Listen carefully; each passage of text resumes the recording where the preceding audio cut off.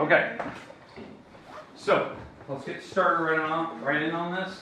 We'll talk about what we're doing here. I'm going to hit the lights. Okay. Get some calculators up. We're going to need those. see anything. We'll potentially need these. Hand them Can't out find in my a minute. pencil. So, Can't find my pencil. is there a question there? Or Yeah. Where's my Yeah. pencil? where is it? Yeah. I have no idea. You can borrow one of mine. Oh, yeah.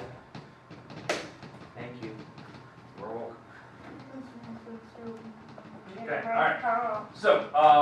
So practice test, it has 15 questions. You can kind of scroll through it. The Thousands. goal is today and Thursday to go through this all. You have this test on Friday.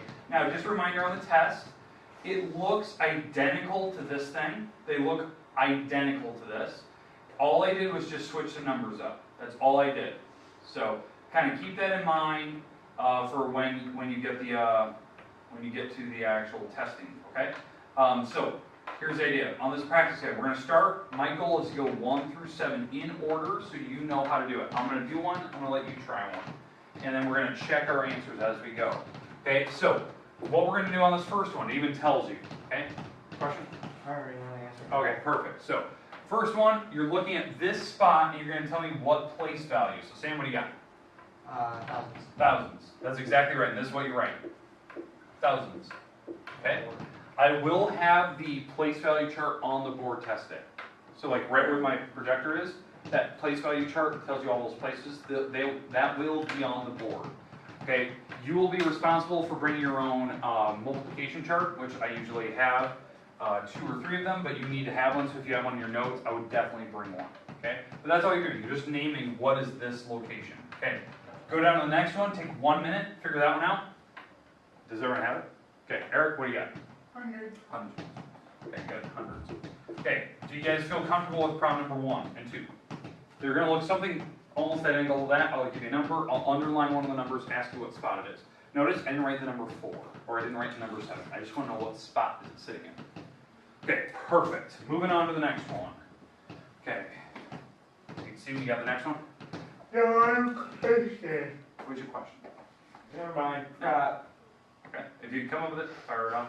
Okay. All right. I know it. All right, what is it? 300,000. Okay, so we're going to the next one here, right? So what you have to write is you have to write this number in words. Okay? So Steven, you're already starting it, so say it. 300,000. No, Oh, you missed it. 315,621. Okay, so 315,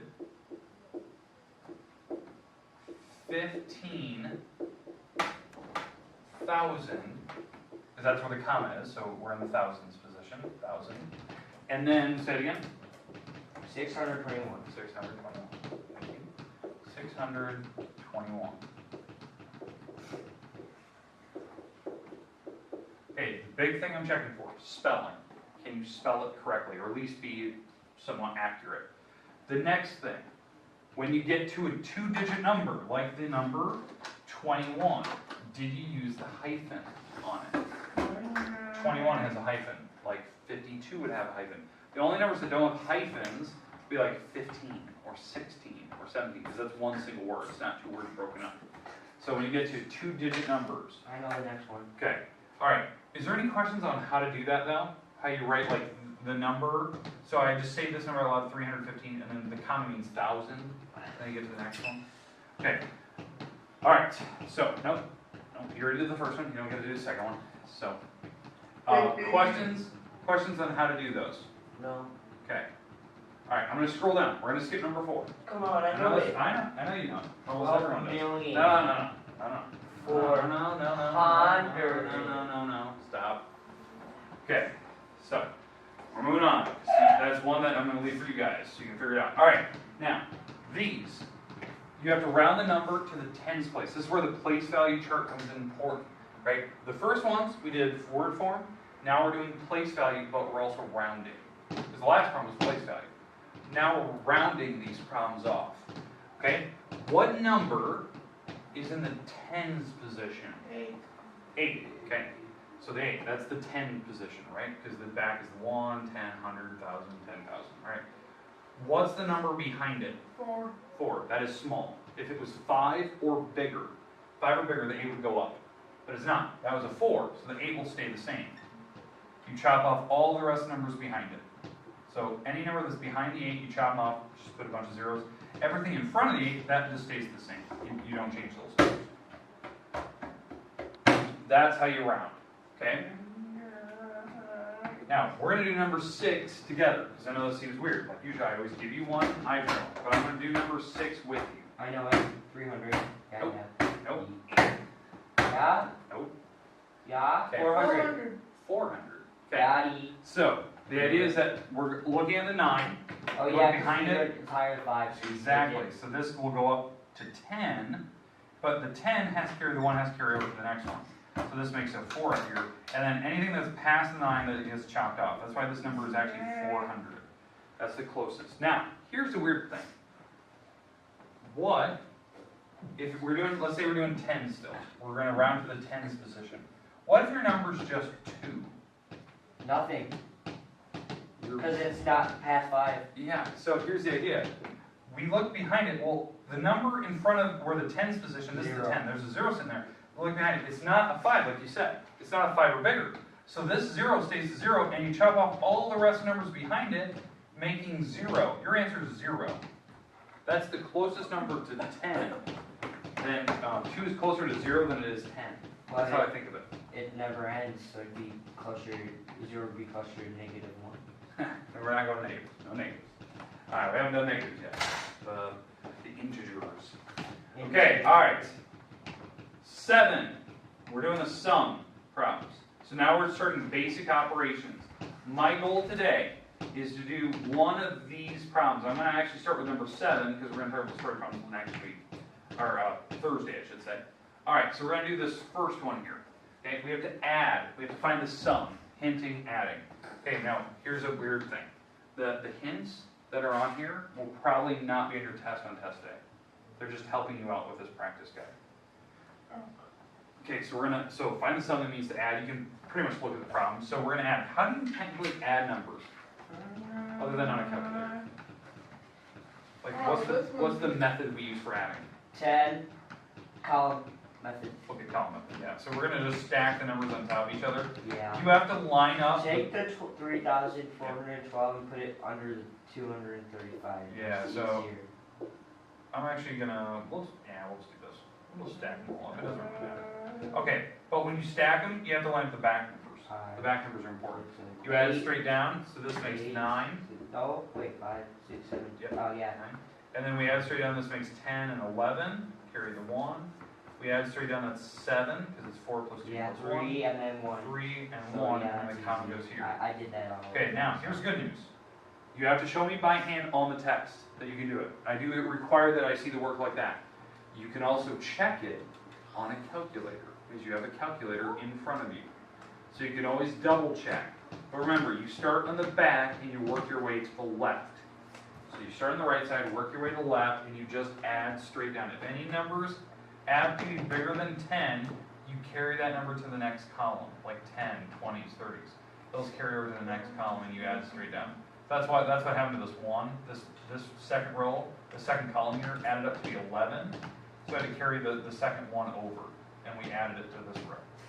The most common mistake people make is they forgot to carry numbers.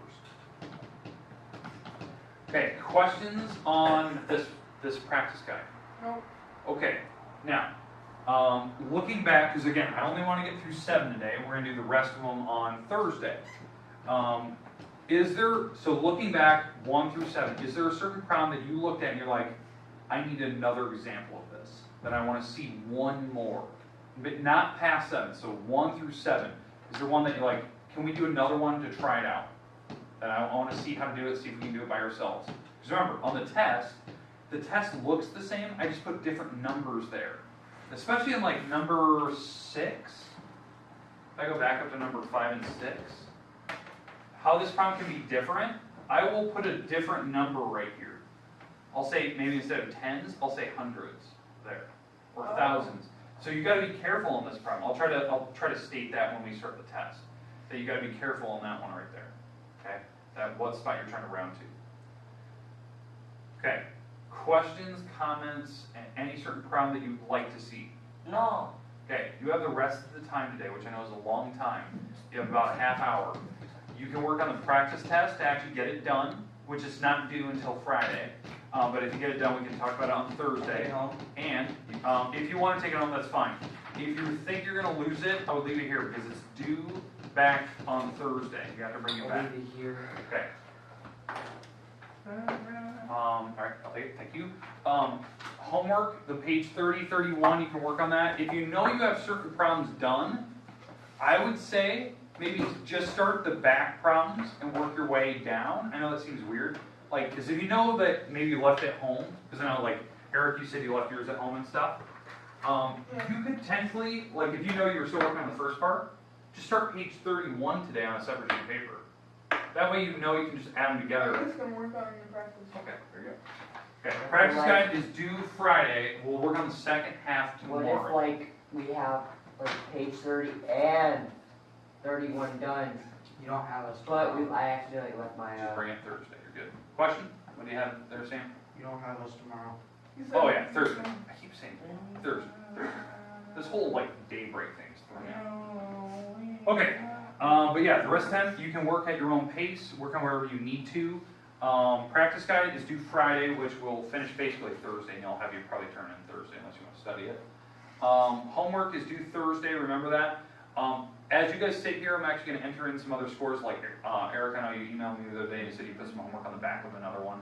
I'm going to go back through and regrade that to make sure you get full credit on that one. So I'm going to be putting in some scores, so if you want to double check your grades here out in a little while, that might be a smart idea, because I'm going to be putting in some other stuff. Well, the rest of it is yours. You can work on wherever you need to.